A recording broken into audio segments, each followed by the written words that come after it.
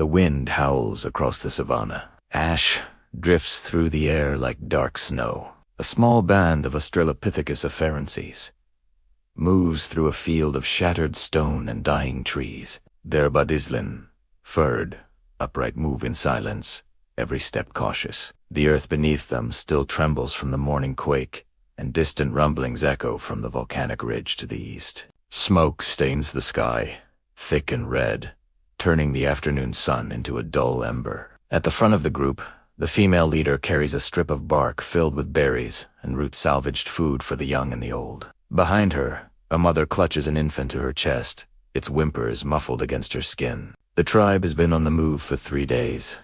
Driven from their forest home by collapsing trees and a choking rain of ash, they move toward the river Valia, shimmering promise of life through the haze. The group halts at a sound a sharp, cracking growl from the brush.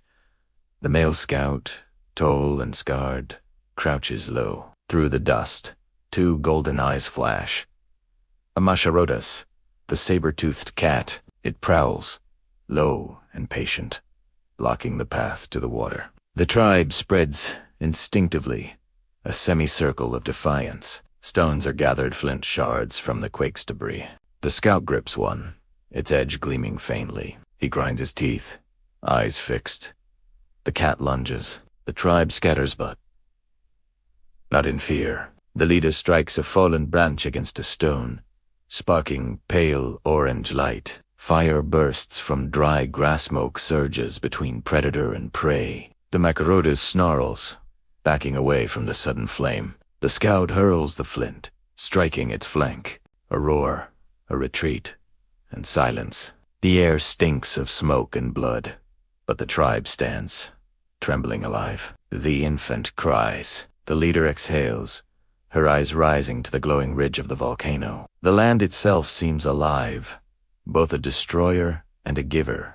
Night descends heavy and fast. The group huddles in a shallow cave carved by ancient rivers. Inside, they work in silence, cracking nuts with stones, sharing meat from a scavenged carcass, and pressing herbs into the wounds left by the cat's claws. The fire born from fear now becomes warmth. Shadows flicker across their faces, stories told not with words, but with firelight. Then the ground shivers again. A deep, rolling quake tears through the valley.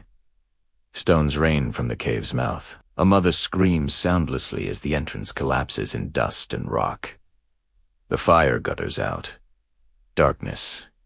The air grows thin and hot. The leader claws at the rock, frantic, her nails split, blood smearing the stone.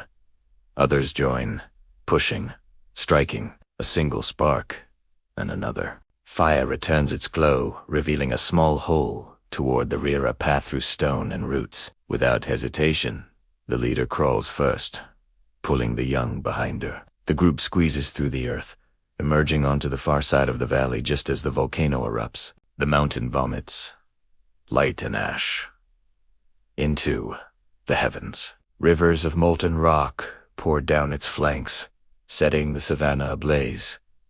The wind turns molten dust into knives. The tribe runs through fire, through storm, through the roaring birth of new earth. The river is ahead, glowing faintly in the firelight, but between them and salvation, the ground splits apart. A chasm opens, swallowing trees whole. The tribe hesitates. The leader looks to the far bank, then to her people. The scout, wounded but unbroken, finds a fallen log and drags it forward. Together, they roll it across the gap. It holds, trembling. The leader crosses first, the child on her back. Others follow, one by one, until only the scout remains. A tremor shakes the earth. The log snaps. The scout leaps, grabbing the edge with raw fingers. The leader catches his arm, veins straining. For a moment, they hang between life and death, the tribe pulling, the land rumbling, fire raining from the sky. Izo led up. The log falls into the abyss. Below, the volcano roars one final time, then quiets. The wind softens. The earth, remade in fire, begins to settle. Morning. The ash lies thick across the land, glowing silver in the dawn light. The tribe sits beside the river, silent and still. They drink, cupping water in leaves and hollow bark. Steam rises from distant hills. But life stirs, birds return. Insects hum. The leader kneels beside the scout, who lies breathing shallow but alive. She presses a hand to his chest, then lifts her gaze to the horizon. Across the river, new land black and steaming spreads, where the forest once stood. It is raw, dangerous, and full of promise. The tribe watches as the leader steps forward, dipping her foot into the ash, marking the first step toward this unclaimed world. Behind her, the child laughs a small sound, soft but defiant against the silence of ruin. The camera rises, a scarred, remade.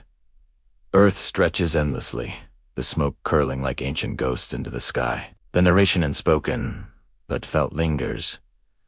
From fire and quake, the first of us endured. The land broke, and we began to rise. Days pass. The group grows hungry. Their old foraging grounds are gone. Buried in ass roots are scarce. Roots taste of sulfur. The infants grow weak. One evening, as dusk bleeds into violet, the scout, his arm now bound in animal hide, spots movement along the riverbank. A herd of ancient antelope, cautious but grazing near the new grass. The tribe circles them slowly. They do not yet hunt with precision, but instinct guides them. The leader signals with her Honda downward motion. The group fans out, quiet as the wind. A cry pierces the air. The herd bolts, and the chase begins. Bare feet slap against the earth. Lungs burn, hearts pound. It is not strategy, but endurance that defines them. Step after step, the prey weakens. The tribe closes in. The scout lunges, striking with a sharpened bone. Blood spills into the soil. When it is done, the leader kneels beside the fallen creature.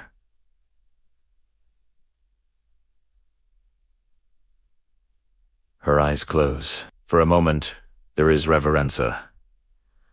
Silent acknowledgement of the life taken, so theirs may continue. The tribe eats together beneath a blood-red sunset, their faces painted in ash and firelight. The hunger eases. Strength returns. The rival presence as dawn rises. They find tracks along the opposite shore, footprints like their own, but larger, heavier. The air thickens with unease. A rival band has survived the fire. The leader raises her chin, scenting the air. The others gather close. Across the river, figures emerged, 5 of them, silhouettes in the mist. They, too, are Astra, Hesta, Cacta, gaunt, armed with crude stones. A tense stillness settles between the two groups. The rival Ledera, towering male, steps forward, pounding his chest. A primal warning. His group needs the same water, the same hunting grounds. The river, one's lifeline, is now a border between survival and conflict. The scout grips a stone. The leader stops him with a touch. She studies the strangers, then kneels, scooping water into her palm and placing it on the ground. An offering for a heartbeat. No one moves. Then, the rival leader mirrors her gesture. The tension dissolves not into friendship, but into fragile coexistence. The two groups drink from opposite banks, watching one another in wary silence. In this moment, the first unspoken truce of humanity is born.